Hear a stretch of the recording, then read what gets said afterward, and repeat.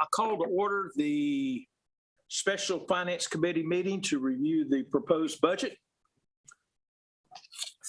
And I have been informed that all the committee is here. I also see Ms. Scipio here. And there may be others as well. I don't have everyone on my screen.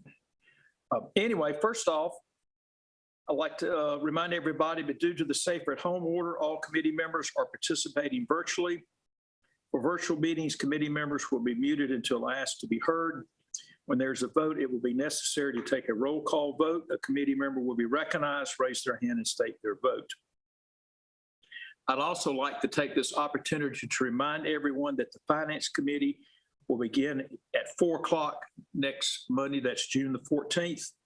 And the Community Development, Housing, General Government Committee, which Mayor Pro Tem Adams chairs, will begin at 3:30 on Tuesday, June the 15th. So both the Monday and Tuesday first meetings have been moved up, mine to 4 o'clock and the other one to 3:30. So everybody please note that.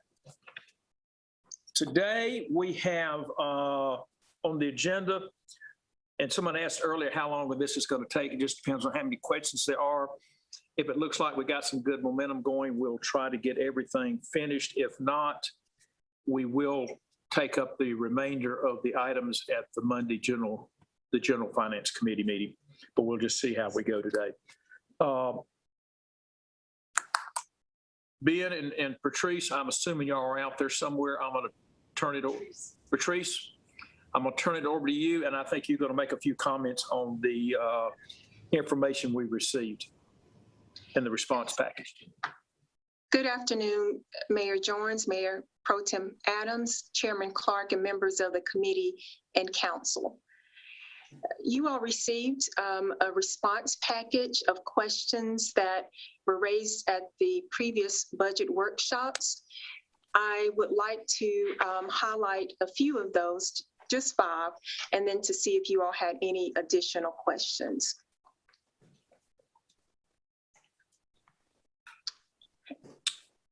All right. First, I would like to just review the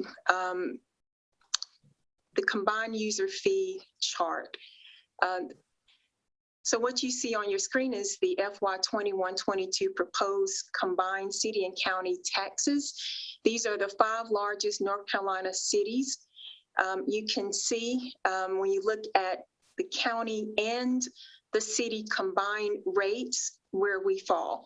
So right now, Winston-Salem, Forsyth County is number 2 in terms of the property taxes, the combined rate.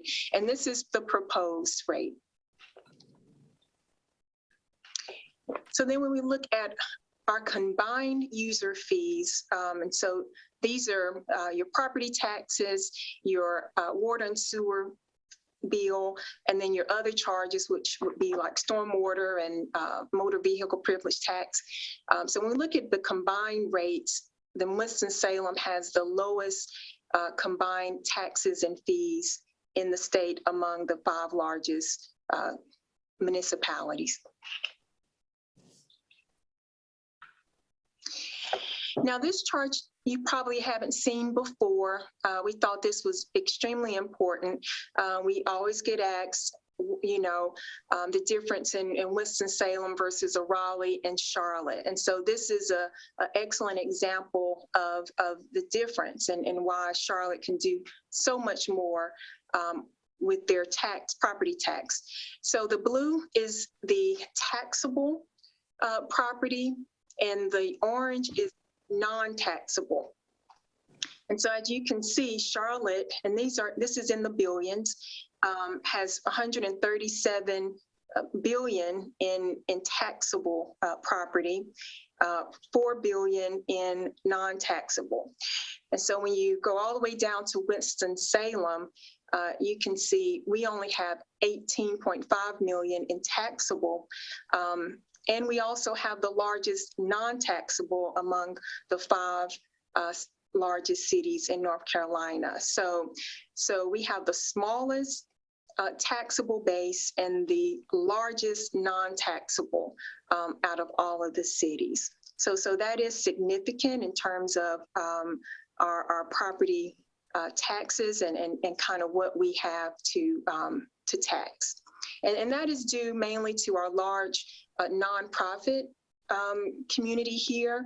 We have a lot of large hospitals and a lot of nonprofits, and so churches. So all of those fall into the non-taxable area. This slide shows our debt service fund reserves chart. We were asked to look at ways to reduce the tax rate even further. And so this was one possibility, which is the debt service fund. The chart shows the reserves. So the yellow line is our current projection. The orange line assumes a 0.5 cent reduction in the tax rate.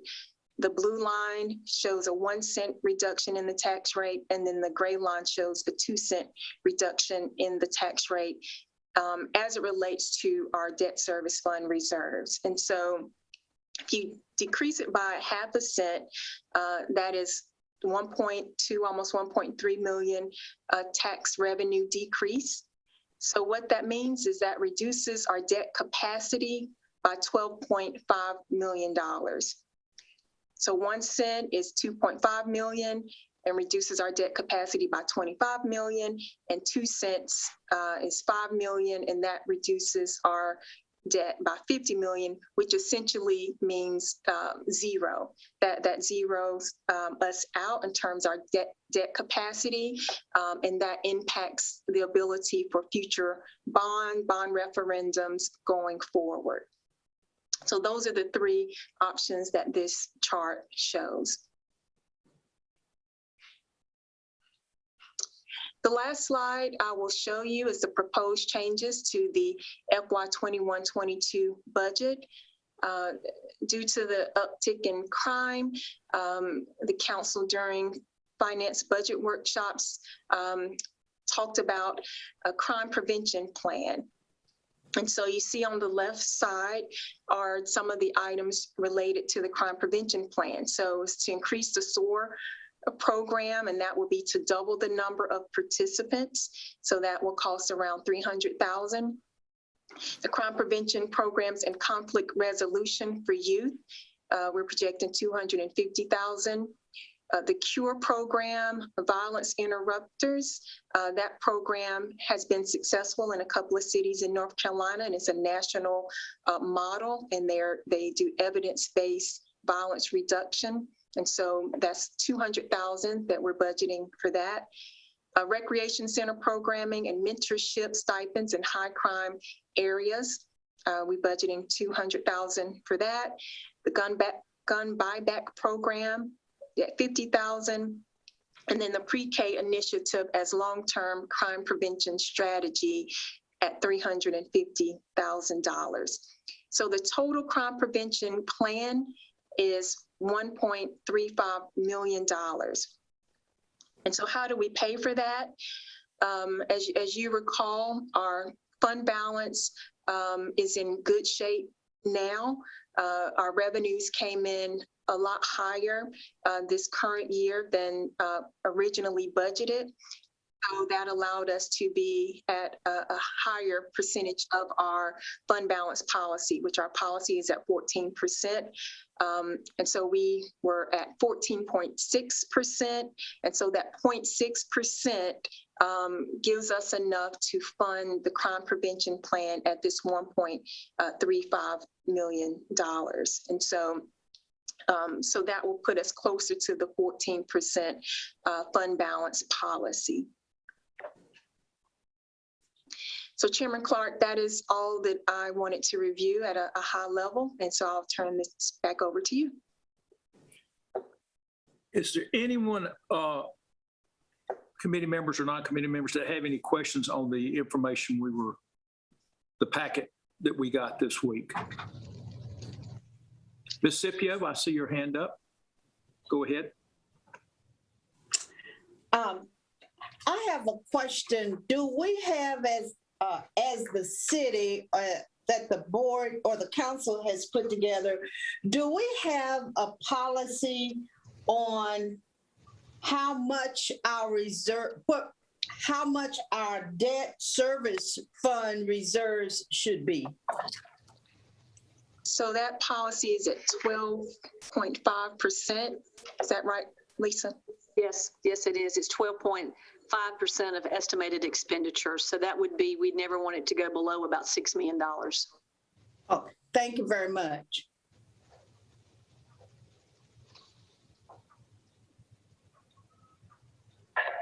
Okay, Mr. Larson, excuse me. So I think actually Mr. McIntosh is on your committee. Why don't I defer to him? Okay, Mr. McIntosh, you go next, then John will go. Thanks. So I've been trying to get my head wrapped around the impact of the debt service fund reserve graph, and I spent some time with Ms. Saunders today, and I think I'm pretty clear on it. And so I guess the upshot to me is going back to 2015 up through today, the graphs that we have seen every budget year since up until this year all look like that green line. So I guess I'm trying to figure out how we stay close to our 14% policy goal without really. What I'm seeing in this graph is that it just gives us the ability to borrow more money. And coming out of where we've been and with the uncertainty of what the sales tax is going to look like going forward, we had a real good windfall this year with sales tax. No one expected that. No one projected that. And is it a bump? Is it a phenomenon? Is it going to reoccur next year? All those things keep me up at night. I am more comfortable looking towards that, well, what was in our packet as the amber line or even the green line, because that's how we've lived and operated since I've been on this council. With that type of a projection. And to say that, looking back, the projections rarely end up being reality. So again, looking at what we typically live with year to year, I'm comfortable bringing that line down a little bit more. And I'm open to suggestions from other council members on that. Let me see, Ms. Saunders, could you comment on that? John, we'll get to you just a second. Yes, sir. First of all, good afternoon. Chairman Clark, Mayor Joins, and Mayor Pro Tem Adams, and members of the City Council. So as Councilmember McIntosh and I discussed this afternoon, you have seen in the past where we sort of have a large fund balance, and as we borrow more money over time and the payments get larger, own out 4 or 5 years, generally we have a pretty large dip in fund balance, and then as we pay the debt off, it comes back up. Last year when we did our projection, of course, we were looking at sales tax being about 25% down. We were looking at our tax revenue coming into the fund being relatively flat. We had ABC revenues that we didn't expect to increase. At the same time, we refunded some debt. We pushed some debt out because we weren't ready to borrow it yet. So those, increased revenues, those decreases in our expenditures that we expect, they've all put us in a much higher place than we would have expected to be at the same point in time. And if you take that estimate and you just modestly project it out, you're starting with a higher point, so you don't go as low in the future years in the current model. So it tells us we have capacity now. Last year at this time, we didn't have any extra debt capacity, but we do now. So what this tells you is that you could either reduce the tax rate going into the debt service fund, but your trade-off is we now have debt capacity without raising taxes to fund new debt. So you wouldn't have that. So it would be council's decision. Do you want to decrease the debt service fund revenue going into it, or do you want to use that capacity at some point in time?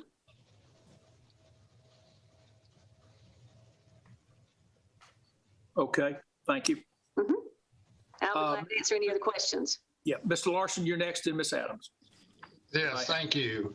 Two technical questions. One following up on what Mr. McIntosh had to say. Am I to interpret this that based on these projections as to whether or not, and we're already looking at another bond referendum probably, or another capital campaign in the future, and the cost of incurring that, are you saying the direct relationship between that graph and our ability to borrow money without raising taxes? Is that what That is exactly what I'm saying. I'm saying The if you summary don't, is, if you leave the rate as it is, that allows us to borrow $50 million without asking for any tax increase, as we have in the past. Because if you remember, in 2014, we increased taxes 2.5 cents. In 2018, we increased it 4 cents to cover debt service.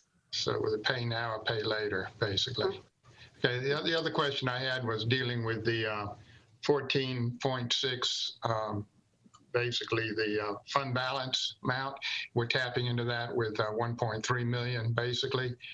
Out of that 0.6, how much of that is left? Does that 1.3 diminish that total difference between the 14.6 and the 14? Somebody tell me that. You understand the question? I know Patrice did that, but it does. That brings it to 14. I'm sorry, I didn't. Was that an answer? I'm sorry, I didn't understand. Yes. So the 1.3 totally depletes that balance. That 0.6. That 0.6 is diminished. Yes. Last question, and this is probably more philosophical. I don't understand how Raleigh and Durham can have so little non-taxable properties with all the state property and hospital stuff that's going on down there. And I'm really curious as to how they're getting away with that. If there's some difference between the way they look at properties and the way we look at properties as far as taxable. But that's probably another discussion for a different time. Thank you. Ms. Patrice may have mentioned this earlier, but that 1.3 billion, we think a lot of those programs may qualify for the American Recovery or whatever it's called. And Patrice and Ben are looking into that, but we won't know for a while on that. Ms. Adams, you had your hand up. Yes, thank you, Chair Clark. On the debt service fund chart, would it be too much to ask that you could give us a backwards look at the debt service reserves, probably from 2010? Only because, like you said, we did the bonds in 14 and 18, and the city had not done that.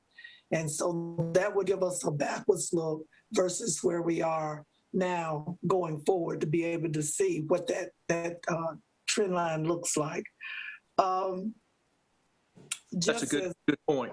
Yeah, just Councilmember Clark said, a lot of the programs, and I thank everybody for their input on it, a lot of those initiatives will probably and can probably be covered by the ARP monies.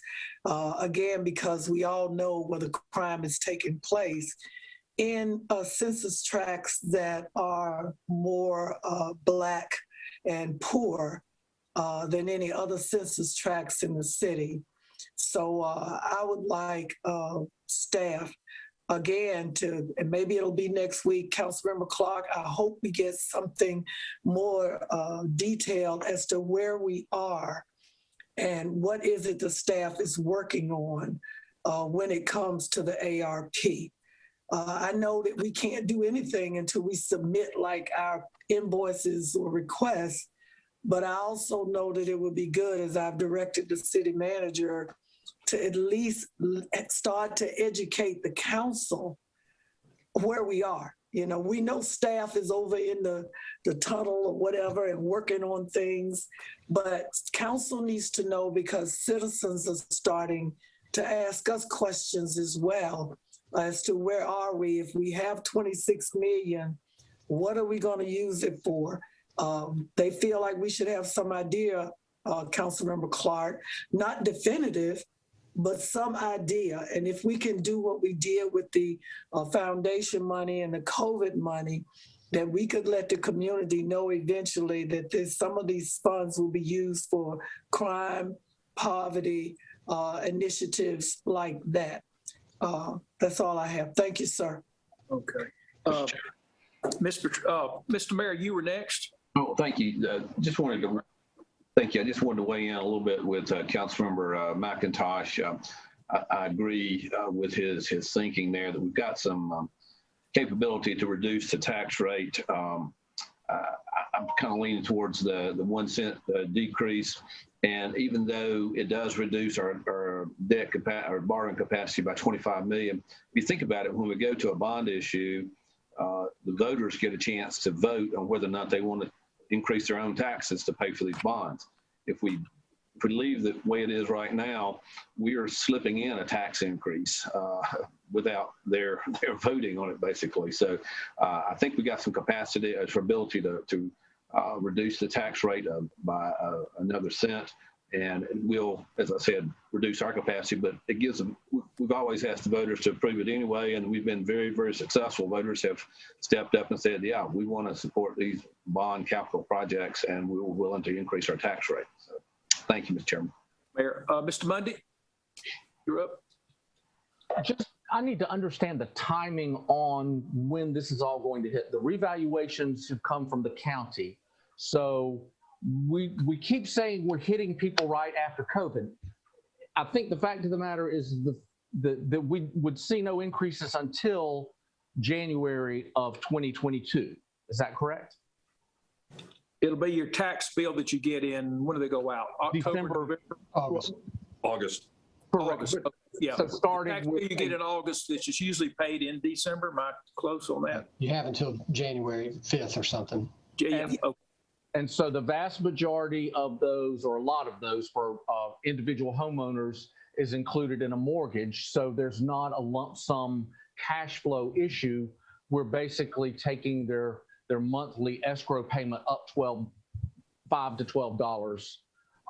So I'm just tempering we're hitting people right after COVID. We're not. We're announcing right after COVID, but the money out of pocket is not going to happen for 6 more months as economy strengthens, as people get back to work. So I just want us to keep that in mind. The other thing that I want to ask is some of the things that we're adding, the gun buyback program, the crime interruptions, those are clearly going to be in census tracts that would qualify for ARPA money. So why would we be spending that money out of our general budget instead of ARPA money? I'll make a quick comment on that. We don't really know if it qualifies until we get the final ruling, so to speak, from Washington. What they sent out, I believe, Ms. Tony, was preliminary guidelines. I think they called them that. It's called the interim final rule. Interim final rules, and they're taking comments back, and I know we're giving them comments, and then they will then issue final rules.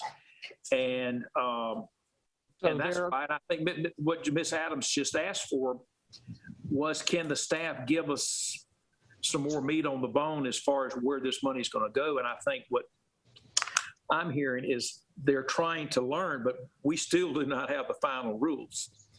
And it will be, that means that there are other unfunded needs that we're not putting in the budget because, I'm being told that we'll cover that with ARPA money. So I'm having a hard time accepting that as an answer for things that need to be funded. Maybe we need to increase the general budget to include what needs to be included. And then with ARPA money, we figure out how we reimburse the budget. But some things are going funded, some things are not. And I think it's very arbitrary. Well, that one is funded. We're taking it out of fund balance. And we're hoping. Exactly. Hoping I'm talking it qualifies, about, and then about we can other things that are not being funded with the promise that they'll be covered by ARPA money. So if that's not a real promise, if that's a hope, that's a problem for me. Okay. I got a lot of people out there. Mr. McIntosh was next, then Mayor. Go ahead. The mayor just really kind of hit what I was going to touch on, but being able to borrow $50 million without asking the citizenry, I think is just, to me, that's a bug, not a feature. Okay. Mr. Mayor, did you have another comment? Just again, that increase in the tax rate, it does have an impact not only on our citizens, but also in our competitiveness as a community in recruiting businesses and helping businesses to thrive here. So it is an impact. Okay. Did I miss anyone? Mr. Larson, I've got some comments, but I'm trying to get everybody. To be clear about what we're talking about, we started these conversations, I think, with a 1 cent tax reduction. Yes, Maybe it's 1.5. 1.5. Are we talking about now taking it to 2.5, or where are we on this? Well, the chart, Miss Martin, can you bring up the infamous debt service chart again? Now, understand, we're just talking about it now. No one's made I any understand that, but I'm trying to understand what the chart is showing, whether that. Okay. Here it comes. Hang on. Okay. If we reduced it 2 cents, so instead of a 1.5 cent decrease, it would be a 3.5, if I'm doing my math correctly. We would get the green line. And if we do 1 cent, you get, I guess that's a red line. It's more like burnt orange, but whatever color you want to call it right there. So what we're saying is, and understanding that with the average property tax value going up 14%, you'd have to go down a proportional number to have a flat non-tax increase type thing. So we would still have, with the 2 cent, the green line, the numbers I calculated, we would still have about a 7 to 8% tax increase, but that's considerably less than the 12% that's in the current budget. But understanding that that's real money coming out of there, and it does mean it's the, Mr.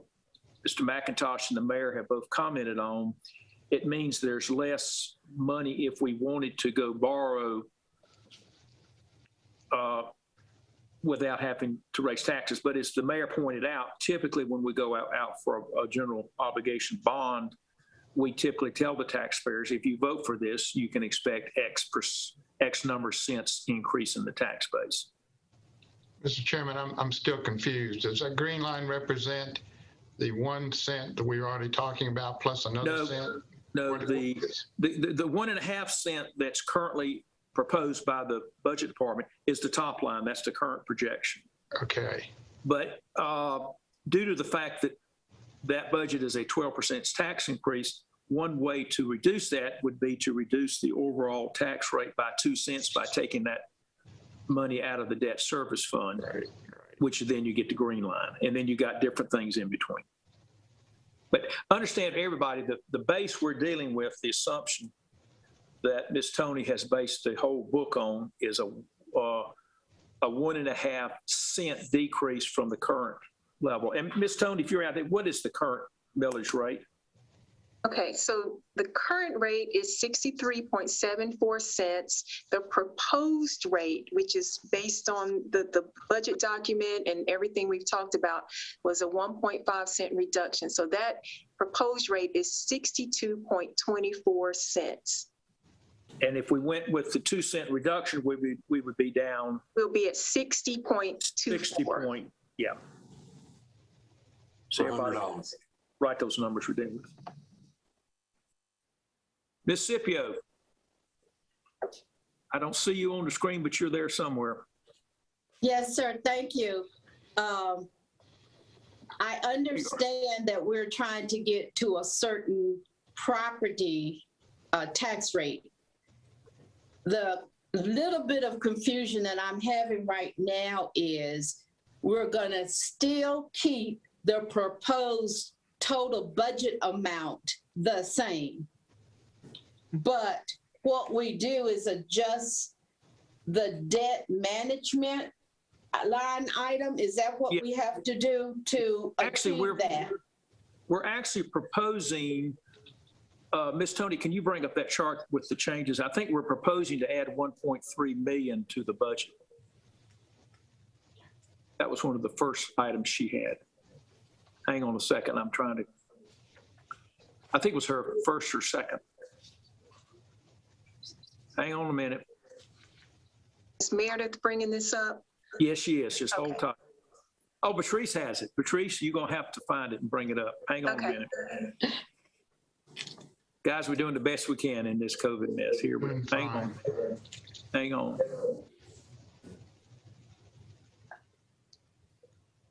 Okay. Can you see my screen? Yeah, that's not the one I'm looking for. I'm looking for the one that listed the 1.35. Number 5. Okay, so the 1.35, that is the. Go to the next one down. Go to page 5. That's the one I want. No, Yeah, go to the next one down. Now it's So- all gone. I think you're thinking about the response package. No, Well, tell me you had exactly it up what there. You had it up there. Page Okay. 5 had it. Okay, so page 5 is the, That's it. okay. Based on last meeting's comments, Ms. Tony is now suggesting we add an additional 1.35 million to the budget.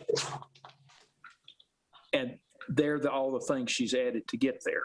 Now, what has been suggested, and the way we're going to get there is we're going to take that out of the fund balance, as it says, general fund balance reserve, go spend our savings. But what has been suggested is those items may qualify, in which case qualify for the American Recovery Program, in which case they would be, we would not pull from the general fund balance, we'd pull from the special money we just received from the federal government. yeah. Mr. Clark, my Yes, ma'am. question, Keep going. my question is, the total proposed budget amount, the total amount for our Yeah. budget, does it stay $530 million? No, it goes up by Plus- 1.35 plus million. the other, what Yeah. does it go up to, Patrice? Trish, if we add the 1.35, what's the total budget then? So the budget will stay the same. We're just dipping into our reserves. Okay, Yeah, it's only going to affect our reserves. So it's bringing our reserve back down. We still are maintaining our 14% policy. So we'll stand at our policy, but we had additional revenue, which we were able to increase our fund balance reserve. So that's Miss- where we're funding this crime prevention plan. Ms. Tony, I'm going to take exception to that. You're adding $1.35 million to the budget. Now, hopefully, we'll be able to add 1.35 million of these extra The ARPA funds, funds, yes. If they qualify, we can. if they qualify. If not, we got to come up with that money because we're writing checks. Mr. Garrity, I see you're out there. You're going to clarify all this. Yeah, our expense budget will go up by 1.35, and we're funding it on the revenue side with reserves. If you choose to cut the tax rate for the debt service fund, that'll decrease the revenues that go into that fund. But we're not spending those revenues. We're just gathering them for future debt. So if you remove those, it just reduces the revenues that go into that fund. Okay. Is there anyone who is not confused? Okay, I've got some questions, but I'm trying to get everybody answered. I'm trying to give everybody whatever time you need. Is there any other? Mr. Mundy, you're back So up. is it a line item, that contribution, if you will, to the debt service? It's a line item in the general operating budget as opposed to coming out of the reserves? Is that right, Mr. Garrity? No, it will only be a general line item once we decide we can use it for that. And throughout the year, we make changes to the budget. But right now, the budget we're going to adopt will have that coming out of reserves. But if Mr. Rao and Ms. Tony decide we can use that, then we'll have a budget amendment which will add that revenue to it. Mr. Garrity, is that close? Yeah, and actually the way the mechanics work in the debt service fund, and this happens in the utilities fund as well, I mean, you have more revenue than you have expenses for the annual year. So what we budget is a negative fund balance. So it's a negative expenditure, which really means we're increasing our revenues. Yeah, okay. Okay, I've got some questions, Bob. You want to be sure everybody's where we are. Now, understand, we haven't made a motion on anything yet, and we'll see how that goes. Okay, my questions. First off, I had one, and I think Mr. Larson just asked this. Durham is the closest of those cities we listed to our size. I think they're probably 10% bigger than us, something like that. Duke University is huge. It would dwarf Wake Forest, yet we're showing Durham having very little non-taxable funds. And I'm just curious, maybe Duke's not in the city limits, I don't know, but if somebody could check on that. And I would have the same question in Raleigh where you've got NC State and other universities, but you have all those government buildings as well. And I can't believe that Winston-Salem would have a disproportionate number of hospital beds or churches or whatever else doesn't pay taxes. So I would particularly challenge the Durham number on that, but it is what it is, but I'd be curious. I've got a couple things. Let me just go over them. The first one is, and this is in the responses, this was page 10 on the LED lighting. I've asked this before and I'll ask it again. The numbers are actually, Ms. Barney, if you could pull up page 10 in the,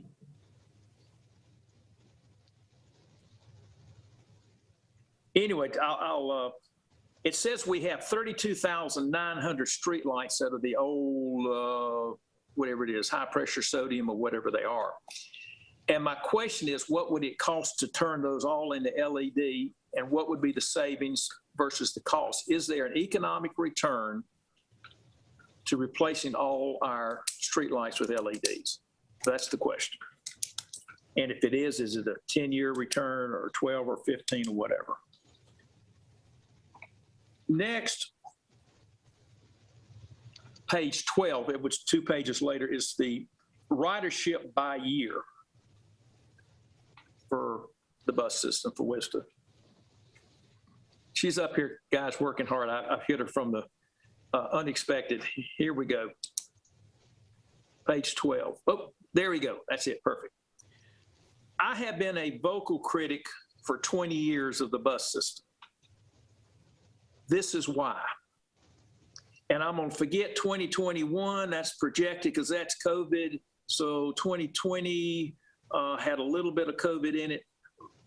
But basically, we're spending more money right now than we ever have in the history of WISTA or the bus system, and carrying fewer people in the history of it. 2021 was the lowest in 22 years. The next lowest was 2019, and the next two, the 2.4 and the 2.35. In the last 22 years, the 5 lowest were the last 5 years. We continue to add routes, Sunday service, night service, et cetera, and we continue to have fewer and fewer riders. I think we should demand better of our bus system than to spend more and more money to carry fewer and fewer people. I would point out 2017, when you had a fairly significant drop, that's when they redid the bus routes. I voted against it. I did not think the study was done properly. And as you can see, we had a significant drop there. Can you now go to, I think it's page, it's the one that has the things by route. Was it 46? This is 46. She's, oh, there we go. I warned her about this one. My pet peeve, go down to bus route 100. It goes from Winston-Salem State to Forsyth Tech. And understand that both those locations are served by several different routes. We have 8 people that use it. $437,000 a year to transport 8 people. Do the math. You could buy those 8 people a car, a nice used car, pay for the insurance, the upkeep, and you would still save about $200,000 to $250,000 a year. The first year and the next year, when you don't have to buy the cars again, you could probably save $300,000 to $350,000 a year. I don't know why this council, and I suggested it at the last meeting, a radical idea that we actually put the buses on routes that people ride and take them off routes that people don't ride, which result in higher ridership and lower costs. Route 102 has 14, and you can just look at the numbers. And understand, these are not routes that could not be incorporated in others, but I think it is time to demand that we have some sense of sanity to the bus system. And these numbers are just glaring. And I don't see the number on here, what it costs, but I tell you, if you go back to Route 100, I think it's like $150 a day per rider is what it costs. So anyway, Mr. Garrity, you've got your hand up. Yeah, thank you, Chairman Clark. I did have a conversation with with our Worcester administrator, Ms. Donna Woodson, about 3 weeks ago, and they are already working on a plan to tweak more than tweak, to adjust the routes. And so I think by the fall, you will see some significant suggestions of change to just what you said, to move more of the routes to where people are riding the buses. Thank you.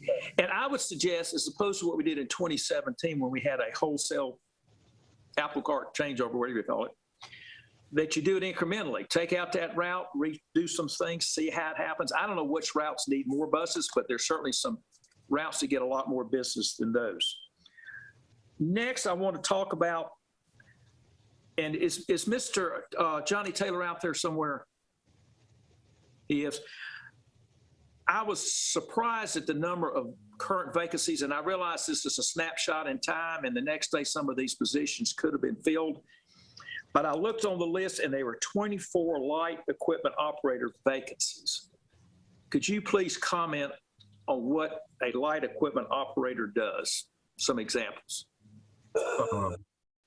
Good afternoon, Chairman Clark, Mayor Jones, Mayor Pro Tem Adams, other members of the committee and council.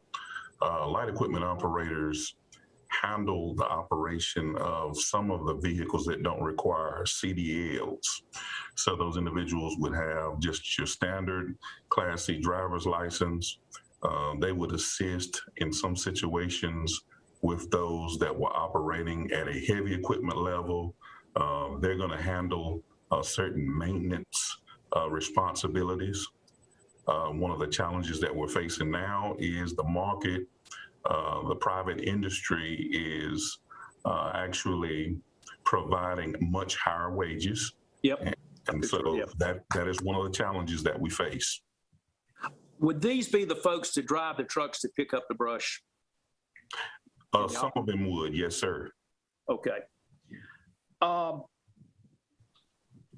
This has been a problem, I would say, for 10 years, that we have not had enough light equipment operators. It may be more than that.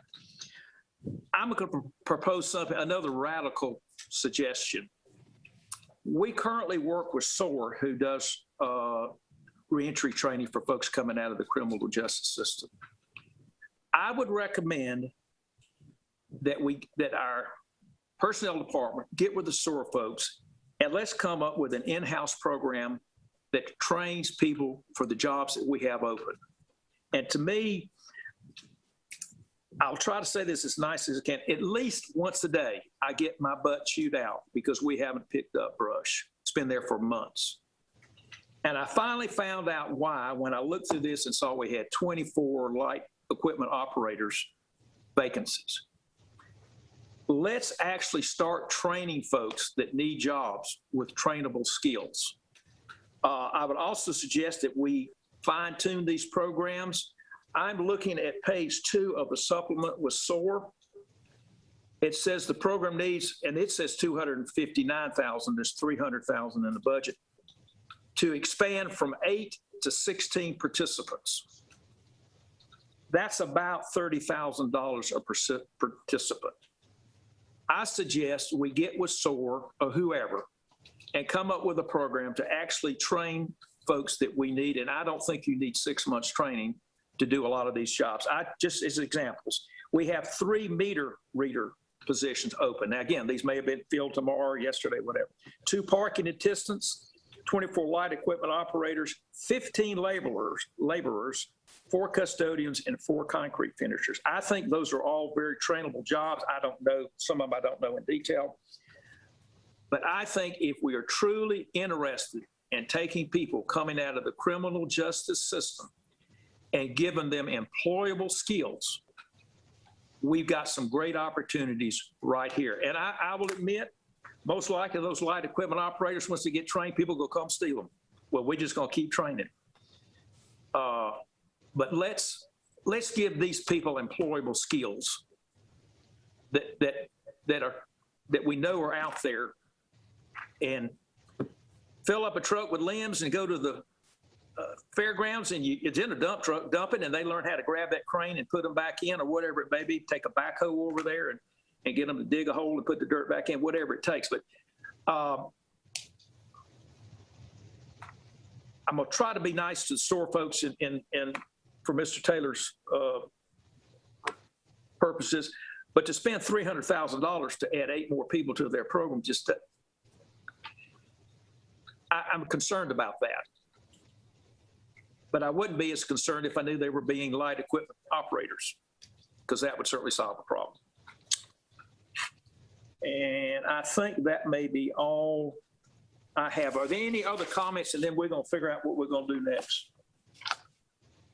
Okay.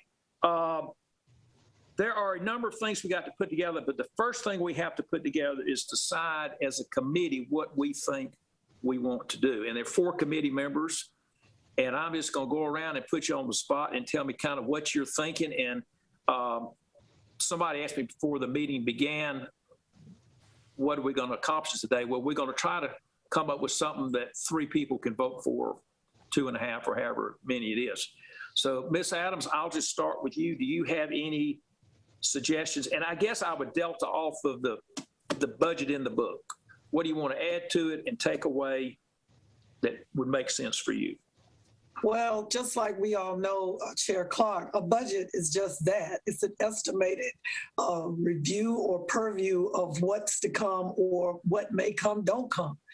I think even when we looked at COVID last year, when we were doing budget cycle, we recognized that things could change. We just didn't know how much it was going to change so far as the revenue, because we had no idea that the federal government was going to send those types of funds to individual citizens and towns and everybody else.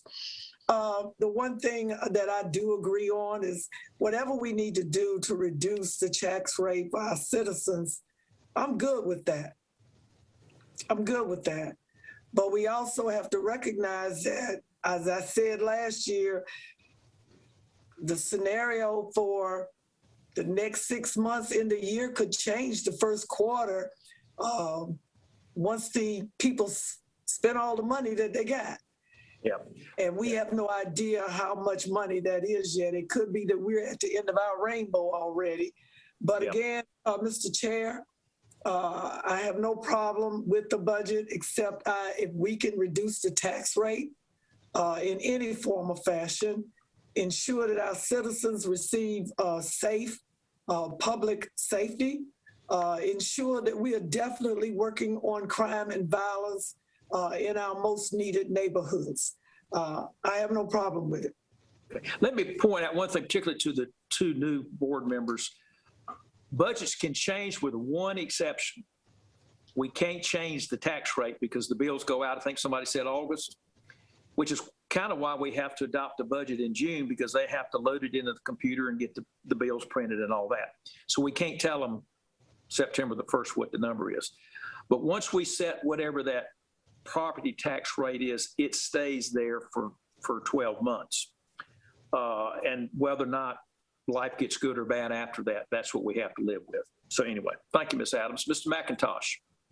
Yeah, I guess one of the hardest lessons I've learned being on council is how to disappoint people, because we always get many more requests than we can fulfill. I would like to see us reduce the tax rate by a penny from what was originally proposed by the manager. And I would also, the only thing I'm going to ask for is that if we see sales tax receipts continue to trend like they are, I'd like to fund the downtown partnership by another $25,000 starting 6 months into the budget. So in 6 months from when we adopt our budget, if we are seeing sales tax rates trend like they are now, then I'd like to come up with an additional $25,000 for downtown partnership. It's not a lot of money, and they do a lot of great work. Okay, Mr. Taylor. Thank you, Mr. Chairman. My comments are brief. We've heard from countless citizens who have concerns about crime in our city. So certainly I support the crime prevention plan that is being presented. I also am committed to working with my colleagues on the finance committee to get the rates reduced to a rate that we can agree on. So I support reducing the rates, and I support the crime prevention plan. It makes sense, and our citizens have called for it, and we should do what we've been asked to do. Okay. Let me go back to Ms. Adams and Mr. Taylor.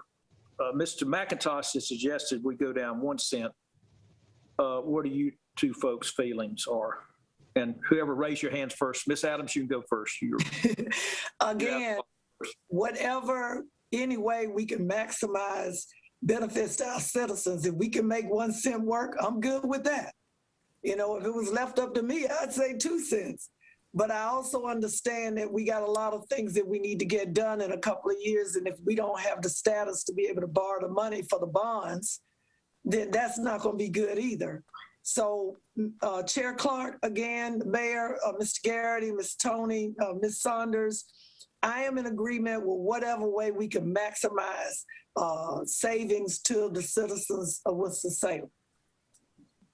Mr. Taylor. I was thinking, Mr. Chairman, more of a half cent, because I do think, the last 2 bond referendums have been extremely essential. We're moving many of our communities forward, and we're going to have to borrow in the future to do some of the things that we haven't been able to do. But as a compromise, I'm willing to look at 1 cent. Okay, Mr. McIntosh, I'll go back to you. I just wanted to make sure that if we do reduce by a penny, I want to ask Ms. Saunders, that will not affect our bond rating, correct? No, sir, it will not. Okay, because that's sacrosanct to me. Yep, no, it will not. Mr. Mayor, I think your hand was up. Well, no, I'm ex officio on this committee, but I'm very happy with a 1 cent reduction. I agree with Mayor Pro Tem. 2 would be nice, but I think we got to keep a little bit of flexibility in there because we don't know what's going to be happening coming up the rest of the year. And and also we want to protect our AAA ratings, as Ms. Saunders notes. So I feel good about the 1 cent. Okay. I'm going to need some help from some parliamentarian here. I'm on number 3 on the agenda. Do we need a motion to approve the budget as presented with the following changes? Is that some type of motion? Okay. What I'm hearing, and I'll let one of y'all make it, but I think what I'm hearing is we would a motion to adopt. Oh, Ms. Carmen's here. Okay, good. She gonna save me. Yes, you do need a motion. Okay, all right. So what I'm hearing is a motion to adopt the budget as presented with the following changes. 1, a 1 cent reduction in the proposed tax rate to 61.24. 61.24, and that we add the items, the $1.35 million items. Mr. Chairman, I make a motion to approve that. Is there someone out there on the committee that would like to make that motion? Yeah, I make a motion to approve that. Okay, do I have a second? Second. I have a second. Everybody got that? Can you poll the committee? Mayor Pro Tem Adams? Yes. Councilmember Taylor? Yes. Councilmember McIntosh? Aye. Councilmember Clark? I'm abstaining. Okay. Don't worry. He does that all of the 11, 12 budgets I've ever seen. He does that. We'll see. Next one, we need a resolution approving the capital plan for fiscal year 21-22, which is the next year. And the resolution for years 26 through, that's not right, 22 through 27 as a planning guide. Did I get those years right? Because it's 4 years, so 22 and 4 be 26. So to approve the capital budget for years 21-22, which is upcoming year, and years 2022 through 2026 as a planning guide. Can I get a motion on that? Ms. Adams, you have a motion, or? I move for approval of the capital planning, the capital budget for the budget summary year of 21-22 and for the planning year of 22 through 27. Second. I think it's 26. I think, or is it 27? 27. 27, okay, good. All right, do we have a second for that? We have a second. Councilmember Taylor did. Did, okay. I'm sorry, I was writing while y'all were talking. Okay, if the city clerk will please poll the committee. Mayor Pro Tem Adams? Yes. Councilmember Taylor? Yes. Councilmember McIntosh? Aye. Councilmember Clark? Yes. Councilmember Clark, can I make a comment? Yes, sir. Go right ahead. So at the back of this book, page 107, it starts to get to, there's some pretty ugly reading once you get to look at unfunded project descriptions and cost estimates. I suggest that everybody take the time to read that. We're going to need to go borrow some money because there's an awful lot of stuff in here that is that needs doing and as of now is unfunded. So, Okay. I ask people to study that. Okay. Hang on just a minute.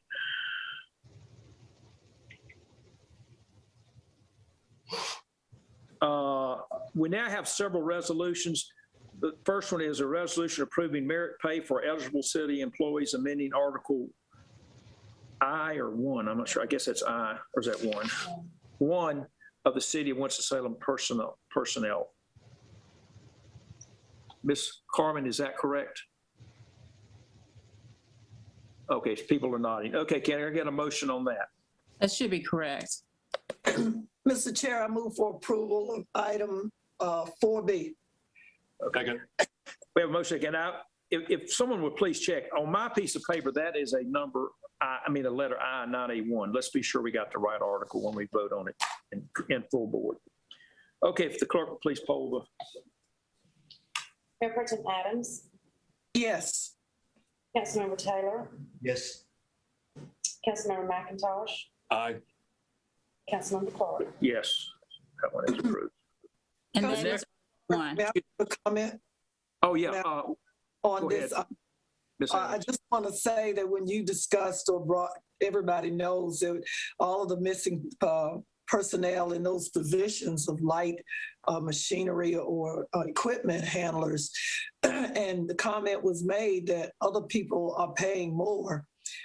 Just think if we hadn't gotten our folks to $15 an hour with what's going on with after COVID, there are employers in the area all over the state that have now started raising the salaries, as you said, to steal employees. But again, I just want to point that out to the council that thank you all for voting to increase our employees' rate to 15. And now we look forward to 18. Thank you. Thank you. Miss Carmen? I was saying, I think that is Article 1, but we'll double check. Just check, because I mean, I can at least tell the difference between an I and a 1, and that's definitely an I. But anyway. And could you also check to be sure? Well, no, I think 2027 is correct now. Look at my math. Okay, next one. Resolution to expand grievance hearing options for city employees and remove COVID-related delayed merit adjustment provisions, amending Article, I guess it is Roman numeral 2, not Roman numeral 2, of the City of Winston-Salem personnel. Before I ask for a motion on this, we haven't discussed it. Can someone in the personnel area, make a comment on what this is specifically? So Chairman Clark, good afternoon. Mayor Joins, Mayor Pro Tempore, members of the City Council. So, I mean, there's one CARF here that encompasses a number of changes to the personnel resolution. You mentioned the one, but the provision related to grievance hearing options basically allows the city manager to designate a department head or even an independent third party to conduct grievance hearings. Okay, thank you. Any questions on that? Could I get a motion to approve that then? I move for approval. Second. Second. Before I do the vote, Mr. Rowell, if you could be sure we have in the information for the Monday night meeting, a little information on these so that people can read a little bit on them. Yes, sir. Thank you. Mr. City Clerk, please poll. Mayor Pro Tem Adams, Yes, it's in the packet. Yes. Is it? Okay. Councilmember Taylor, Yes. Mr. Taylor? Yes, he's yes. Okay. Councilmember McIntosh, Aye. Councilmember Clark. Yes. Okay, the next one. Resolution to add and delete position classifications, adjusting pay plan for market parity and increasing the minimum wage to $15 and amending Article 3 of the City of Winston-Salem Personnel Resolution to designate June 19th as a recognition date for Juneteenth. I move for approval. We have a motion. We have a motion second. Are there any questions or comments on this one? This is a little more straightforward. Okay, if the city clerk will please poll the folks. Mayor Pro Tem Adams, Yes. Councilmember Taylor, Yes. Councilmember McIntosh, Aye. Councilmember Clark. Yes, that one is approved. And the last one is a resolution approving the fiscal year 2021-22 operating memorandum between the city of Winston-Salem and the Risk Acceptance Management Corporation. And before we do this, Ms. Saunders, can you please tell everyone what the Risk Acceptance Management Corporation is? Yes, sir. Councilmember Clark, Mayor Joines, Mayor Pro Tem Adams, and member of City Council. This is a resolution to approve the annual operating memorandum between the city and Risk Acceptance Management Corporation. Risk Acceptance Management Corporation was created in 1998 to solely provide claims management for the city of Winston-Salem. RAMCO provides administration for auto, general liability, public official bonds. It also provides excess claims coverage for workers' compensation and health care claims. RAMCO has accumulated a significant reserve of over $50 million at this point. So as a result of these favorable operating results, there will not be a basic payment made to the city this year. And RAMCO will continue to provide claims management for the next year. I'll be glad to answer any questions. And by the way, the chair and vice chair of the finance committee, that's Ms. Adams, and I serve on the RAMCO board, and we do review, I guess it's quarterly or twice a year, so claims and things of that sort. So we do take a close look at it periodically. Mr. McIntosh. Yeah, I was going to ask what the current balance is. There's a trigger event in the nomenclature here that says you got, if it falls below 25 million, and obviously we're about double that. Right. Is there what kind of a return are we getting on an additional 25 million? I mean, is that a good place to be overfunded by that much? Should we be overfunded? Is there another way to deploy $25 million if if it's double what we say we need? And there's probably restrictions on whether or not we can, but. Right. I mean, it actually is set aside in a separate nonprofit. So the board of directors of Risk Acceptance Management would have to decide to return those funds to the city. We did have, a few years ago, an actuary come in and look at losses for RAMCO and determine if the amount we had in reserve was an appropriate amount. And at that point in time, it was. We have increased our, reserves, which is why we're not asking for the city to make an annual payment this year. So we'll look at it on an annual basis. And determine if the city will need to make a payment. Great. Thank you. And I believe Ms. Saunders, probably 3 or 4 years ago, we also added that we would pay X dollars on workman's comp claims above a certain dollar amount. We did, and healthcare claims. And healthcare claims. Mm-hmm. We were kind of a reinsurance because I think the minimum was $250,000. We paid above that. Yes. Yeah. So we have the pressure off of those operating. Right. Ms. Adams? Yes, I just want to point out that to the council, the RAMCO operations that works with the city is kind of like a collaboration. A lot of the good things that we're seeing, as Ms. Saunders knows, is because we also revamped some of the things that we were doing that were driving our cost up over the years. That included the monitoring of our fleet, of where they are, how fast they're going, if they're using cell phones in them. In other words, we worked to create a plan that allowed us and our employees to work safer, and also for our employees to understand that when they go out and do a job and they don't complete the job or they don't do it to the full level that we're supposed to do, it can cause a liability to the city and the taxpayer. So I just want to thank all of the staff, all of the training that's been done, HR and everybody, to get us all on the same page to work safely and to ensure that our citizens are safe. Okay. Monday night, these same resolutions will be voted on. This, of course, is just a committee level. Any other comments? Mr. Larson, I see your hand up, and Ms. Adams. Mr. Larson. Yeah, Mr. Chairman, thank you. This may be directed more toward the city manager.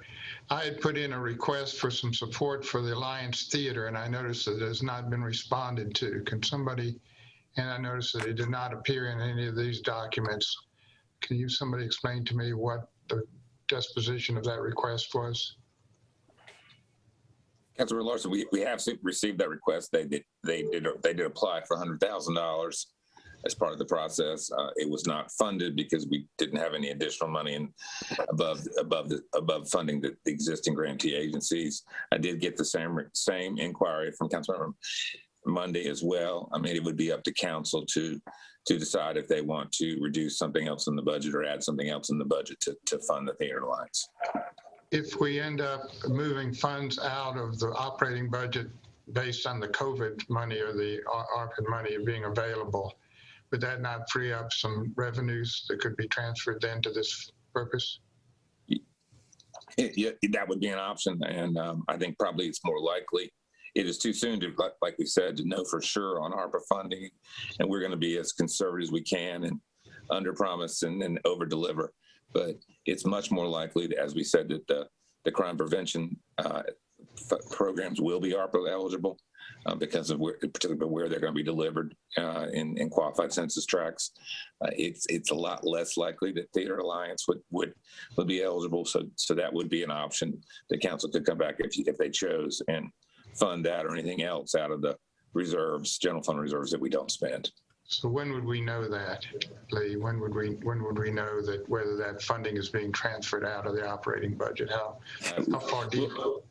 We hopefully, and Mr. Tesh is on the phone. I mean, we're going to be sending you informational stuff over the next several weeks, just with our first kind of cut at things, as well as the priorities that we understand council has.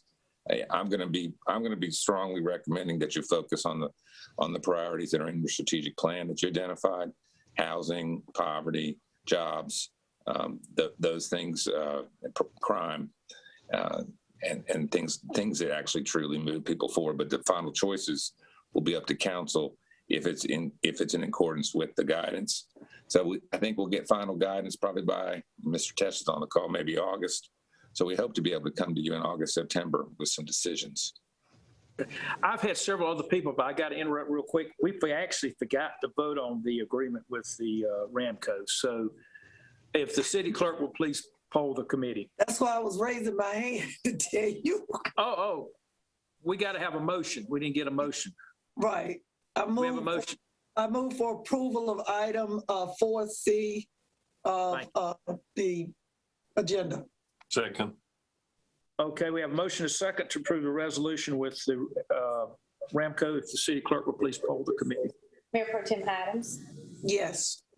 Councilmember Taylor. Councilmember McIntosh. Aye. Councilmember Clark. Aye, that is done. Okay. Ms. Scipio, you had your, go ahead real quick. I'm just, because I recognize we didn't do the motion for that item. Are we sure that we have done motions for all of the items, city clerk, for what's required of us? Yes, she says yes. Okay, very good. Okay, Ms. Scipio, you're up. Yes, Chairman Clark and members of the council, I just want to recognize the staff and thank them for being so thorough in their response to our various questions. I just thought it was amazing to get 110 pages of a response. The most I've seen since I've been on the council, but it was very thorough, very understanding, and I thank you very much to all the staff for their professionalism in doing that for us. Thank you. Mr. Mundy. I'm not going to let this die. I'm sorry. Lee made a perfect argument for putting Theater Alliance in the budget. If you are in fact pretty sure that the gun prevention, the gun buybacks and so forth will be covered by money, then that can cover the expense of Theater Alliance. But if we pass a budget without Theater Alliance and it doesn't get covered by ARPA money, it's too late to put that in. And what a lot of folks maybe on this call don't realize is that live theater has been totally totally obliterated by the Arts Council over the past 3 years. We being the theater community, have no place to perform. The small stage that they replaced the Arts Council Theater with in Milton Road Center does not accommodate a show nor an audience. Theater Alliance is covering the vast majority through their own sources to build a new stage, which is actually almost professional, but still doesn't come close to any stage I've seen in Charlotte, Durham, Raleigh, and Greensboro. So we, as the City of Arts and Innovation, are looking at live theater and saying we can't fund them $100,000. We can surely reduce the reserves budget by $100,000. I just don't feel good calling us the City of Arts and Innovation. And Lee, that wasn't our strategic plan. We most specifically said that we would support community, and I said arts. The mayor said we were going to look at supporting organizations like Food Bank and like Samaritan Ministries, not Samaritan Ministries, I'm sorry, Senior Services, as they were going into some capital campaigns. So I feel very strongly that we can come up with this small amount of money for Theater Alliance, or else we just need to lose that moniker because we're not living up to it. Ms. Carmen? I just wanted to mention on the personnel resolution item, we actually set that up as one motion. So unless there's some reason why you need to separate it out, folks want to vote separately on each item, you only need one motion. Okay, you can put, it is all together, but I wanted to break out the resolution. Okay. You can put it as one, that's fine. Okay, I just wanted to understand. Let me make a general comment to everyone here. Anyone at any time can, within reason, I mean, you got to get it on the agenda and this, that, and the other, but we make amendments to the budget all the time. And Mr. Mundy pointed out that we've got requests, I think, from Renolda House, the Food Bank, and Senior Services, and the Theater Alliance for capital fund contributions. And I don't know if any of those will qualify for the recovery money. I don't know, but we can make them. Mr. Mundy, the only response I give you, we do have two huge theaters in Stevens Center and Reynolds Auditorium. Now they're too big maybe for a lot of it, but and then they're also unusable because it belongs to the School of the Arts. We don't have that theater. School of the Arts has that theater, which is not available for community theater. Well, anyway, my 2 cents on it, for what it's worth. Okay, anything else? I don't see any hands up. With that, we are approved, and the next meeting is Monday night. The council will be meeting, and then, is that right? Committee meeting. Yeah, sorry, I'm on the wrong week. We have committee meetings week, and then a week after that, we have the council vote with the budget will be presented for formal approval. Thank you all very much. We are adjourned.